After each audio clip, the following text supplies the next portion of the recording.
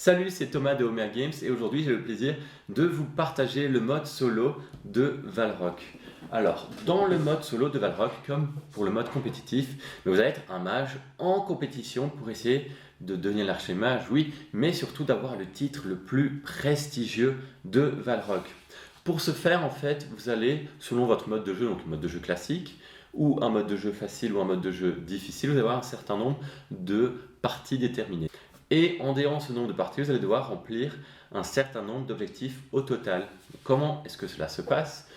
Alors, sur la fiche ici, bien sûr, je l'ai imprimé moi-même pour vous synthétiser, pour vous expliquer le concept. Rassurez-vous, vous n'allez pas avoir une feuille de papier dans le jeu et ce sera un graphisme beaucoup plus intéressant.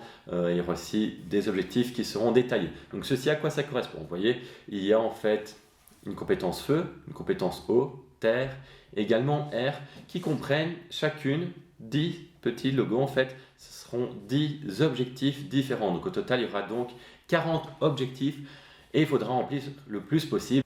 À la fin de ces parties, on va regarder dans un premier temps la compétence qui sera le plus remplie, donc soit de le feu, soit de la terre, soit de l'eau, soit de l'air. Il y a aussi des cas d'égalité qui seront prévus. Et on va regarder à la fois le nombre d'objectifs remplis au total. On va croiser les deux et ça va nous donner un titre. Donc par exemple, si on a rempli 20 objectifs sur 40, ça va encore, c'est pas terrible, on sera juste mage, malheureusement. On ne sera pas le bête apprenti, ce sera jamais on sera mage. Et si c'est la terre qui est dominante, on sera mage nécromancien. Donc ainsi, en croisant les deux, on aura un titre suprême. Et donc en termes de mécanique, comment est-ce qu'on joue à Valrock solo? Eh bien, c'est comme le mode de joueur pour la mise en place, pour apporter plus d'interaction, plus de blocage. Et il y aura tout simplement un joueur fictif. Mais avant de parler de joueur fictif, aussi bien sûr pour battre les créatures, c'est différent. Il n'y aura pas de draft car drafter seul, ça n'existe pas tout simplement. On pourrait faire un système de draft fictif, mais là pareil, ce serait de l'aléatoire, ce n'est pas très intéressant. Donc c'est tout simplement une rivière de créatures, comme pour le mode coopératif. Si vous avez vu la vidéo sur le mode coopératif, il y aura une mise en place pour chaque partie qui sera de 4 cartes mythiques, 8 cartes créatures sauvages et 8 cartes créatures non de table. Une mise en place spéciale pour faire en sorte qu'il y ait plus de noms de table au-dessus du paquet et plus de mythiques vers la fin du paquet pour ne pas rendre le jeu bordélique et à devoir battre des mythiques dès le début. Et alors, simplement, après on joue une partie classique de Valrock à 2 joueurs, sauf que, on regarde qui est le premier joueur, c'est moi le premier joueur. Je place d'abord un épion sur le plateau comme d'habitude, et puis ici il y aura un système de programmation intelligente. Donc l'idée c'est qu'on va piocher une carte à chaque tour. Alors, encore une fois, je répète, c'est du prototype, c'est très très petit, c'est pas très beau, c'est parce que je l'ai fait pour vous le montrer. Malheureusement, voilà, l'illustratrice n'a pas encore réalisé les cartes, enfin, ne sont pas encore produites en tout cas. Mais donc ici, pour vous montrer, ça va être révélé petit à petit.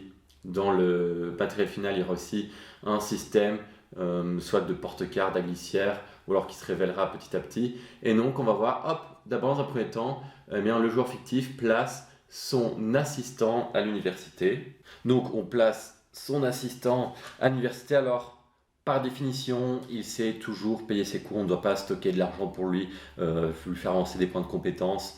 On a vraiment simplifié parce qu'on ne trouve pas l'expérience agréable quand on doit aller chipoter ces jeunes joueurs certains indicateurs.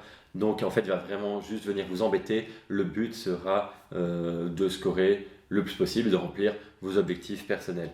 Donc ici, l'assistant, hop, il doit toujours respecter, il ne peut pas suivre des cours uniques par le mage, et il se place sur le cours le plus à gauche en respectant cette règle, pas ici. Ici, il ne peut pas y aller, donc hop, il bloque pour vous l'alchimie. Puis vous placez un autre pion. Bon, là peut-être que vous direz, allez, je vais vite aller chercher de la puissance magique le maximum tant que lui n'y est pas. Et on va révéler petit à petit. Et hop, vous voyez, c'est une programmation intelligente car là, il m'indique le moine. Alors, si le joueur fictif a le moine, donc s'il a été au sanctuaire au tour précédent, il a bien le moine dans sa possession. Et dans ce cas-là, vous placez le moine au lieu indiqué, ici, hop, c'est aux offrandes. On replace un pion, par exemple, je place l'assistant à la taverne. Et oui, donc s'il n'avait pas le moine dans sa possession, on aurait passé directement à la case ici. Et la case ici qui m'indique, non seulement c'est très petit, mais c'est le mercenaire qui est placé, le mercenaire adverse qui est placé sur la fouille haut. Et enfin, on n'a plus de pion, mais donc il place son mage à la taverne, donc il vient nous embêter.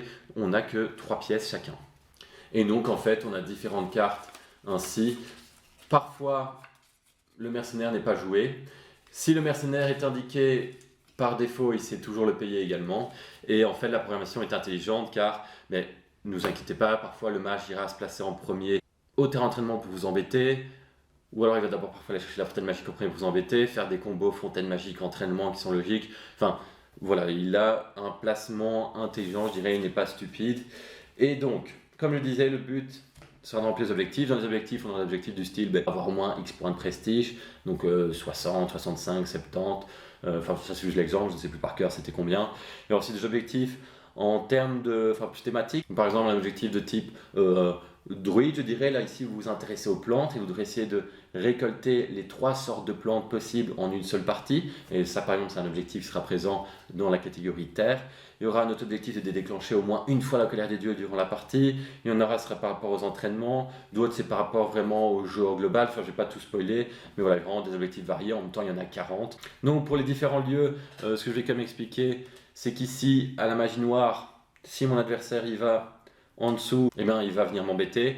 Il y aura une mécanique intelligente pour prévoir dans quel élément est-ce qu'il choisit le malus de -2 que je subis. S'il se positionne ici au-dessus, vu que c'est un bonus pour lui, ben, un bonus il s'en fout. Qu'est-ce qui se passe? Hop, on défausse la carte créature la plus à droite. Ça vient nous embêter, on peut un peu anticiper. Il faut toujours faire gaffe de si la créature la plus à droite vous intéresse, de ne pas trop tarder avant de la faire.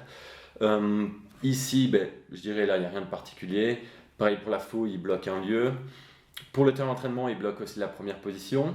Au sanctuaire, pareil, il y a une mécanique intelligente de sorte que s'il s'y place, eh ben, il effectuera une offrande dans une des statues pour un certain montant. Ici, il bloque aussi certains cours et les cours, on les met quand même sur le côté, ces cours, car à la fin de la partie, ben, il faudra avoir plus de cours que l'adversaire pour avoir les 5 points de prestige.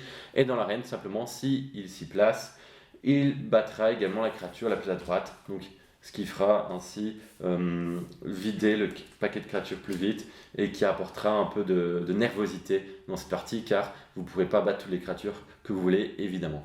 La partie prendra fin, cette fois non pas après avoir battu 6 créatures, vous pourrez en battre potentiellement plus. La partie prendra fin soit quand il n'y aura plus de cartes créatures dans le deck, ou soit au bout de 12 tours. Donc voilà, c'est un nombre de tours prédéfini en avance. Voilà, je pense que j'ai tout dit pour ce mode solo. De toute façon, si vous avez des questions, n'hésitez pas à les poser en commentaire, je me ferai un plaisir de vous y répondre.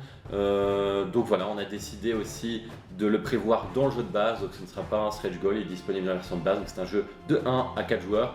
Bon, c'est quelque chose qui est quand même de plus en plus demandé, surtout pour les Kickstarter. Donc voilà, on le propose avec plaisir, on a eu beaucoup de plaisir aussi à le préparer. Et donc si vous voulez nous soutenir, le lien de la campagne Kickstarter est en description, campagne Kickstarter qui a déjà démarré ou qui va démarrer ici tout bientôt. Et donc n'hésitez pas à liker aussi la vidéo, à la partager. Et moi je vous dis à très bientôt pour une nouvelle vidéo. Ciao!